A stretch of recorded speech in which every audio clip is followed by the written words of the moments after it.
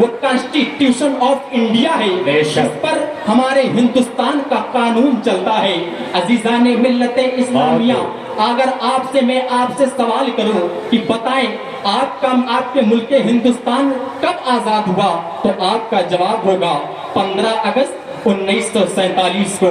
پھر میں اگر آپ سے سوال کروں آپ کے ملک ہندوستان کا قانون بن کر کب تیار ہوا، تو آپ کا جواب ہوگا 26 نومبر 1949 کو۔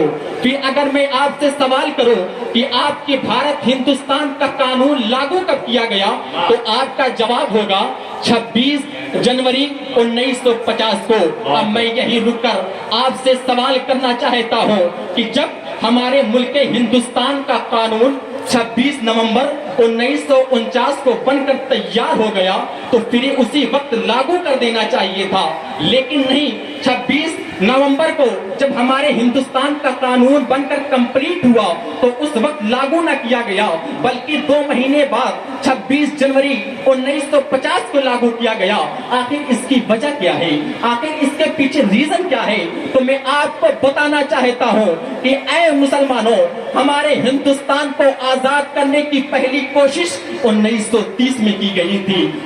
31 دسمبر 1929 میں 29 کی رات میں جواہر لال نہرو نے ایک اسپیچ دی تھی۔ اس اسپیچ میں انہوں نے کہا تھا کہ ہم انگریزوں سے پوری آزادی چاہتے ہیں، ہم انگریزوں سے پوری آزادی چاہتے ہیں، اور 26 جنوری 1950 تک ہم کوئی آزادی حاصل کر لیں گے۔ لیکن اس وقت ہمیں کامیابی نہ مل سکی تو جواہر لال نہرو نے یہ مان لیا کہ 26 جنوری ہمارے ہندوستان کی آزادی کا دن ہے، ہماری یوم آزادی ہے۔ اور کانگریس نے 1930 سے لے کر 1947 تک 26 جنوری کو یوم آزادی کے طور پر منایا، یوم آزادی کے طور پر منایا۔ اسی لیے ہمارے ہندوستان کا قانون 26 جنوری 1950 کو لاگو کیا گیا، تاکہ اس دن کو یاد رکھا جائے، تاکہ اس دن کی محبت کو قائم رکھا جائے، تاکہ اس دن کی یادگار کو باقی رکھا جائے۔ عزیزان ملت اسلامیہ، آج پورے ہندوستان میں 26 جنوری کو یوم جمہوریہ کے موقع پر اس دن کو یاد کر کے خوشی منائی جاتی ہے۔